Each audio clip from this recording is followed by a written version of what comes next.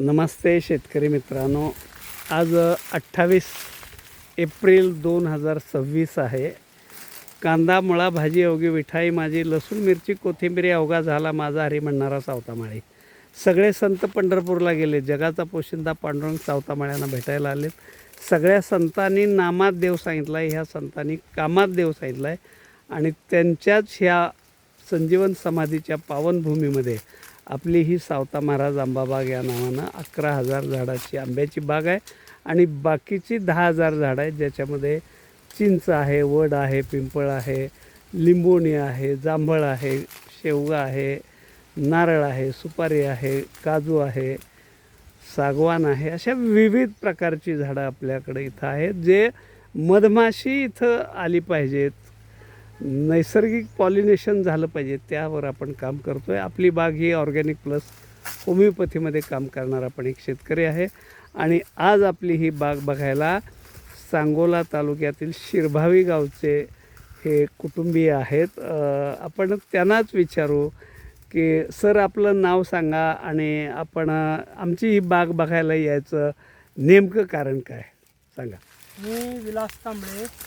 बऱ्याच वेळा यूट्यूबवर आपलं आंब्याची हे माहिती पाहिली, ऐकली. हो. आणि ती मनाला पटली. बरं. म्हणून आम्ही प्रत्यक्ष जागेवर क्षेत्रावर कसं आहे बरं हे पाहण्यासाठी आपल्या बागेत भेट दिलेली आहे. हो हो हो. आणि बघून खूप समाधान वाटलं. बरोबर. प्रत्येक प्रकारच्या आंब्याची माहिती हो. अतिशय सखोलपणे आपण दिली, बरोबर. त्याबद्दल मी तुमचं मनापासून आभार मानतो.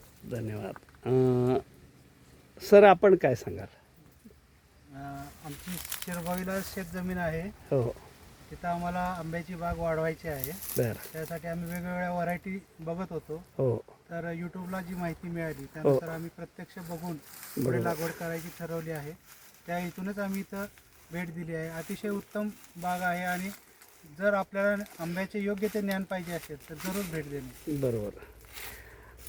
आपली बाग बघायला सावित्रीच्या लेखी काही इथं आलेले आहेत. काय सांगाल तुम्ही, सांगा थोडंसं.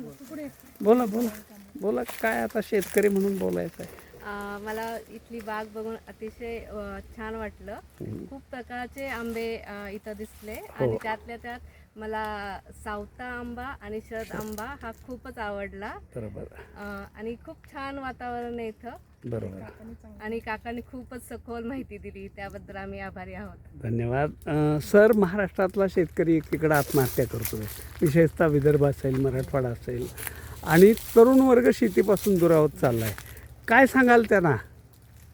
हे आत्ताचं जर बागेला ज्या भेट दिली त्या बागेला जर तरुण मुलांनी भेट दिली तर एका एकरात कोट्यावधीचं उत्पन्न कसं मिळू शकतं आणि त्याचं काय शास्त्र आहे ते काकांकडनं समजून घेतलं तर तरुण वर्गाला निश्चितपणे व्यसनाधीनता किंवा ह्याच्याकडे वळायला अजिबात वाव मिळणार नाही. ते स्वतःच शेती करतील आणि कोट्यावधीचं उत्पन्न आपल्या स्वतःच्या शेतीतनं 1-1, 2-2 एकरातून काढतील.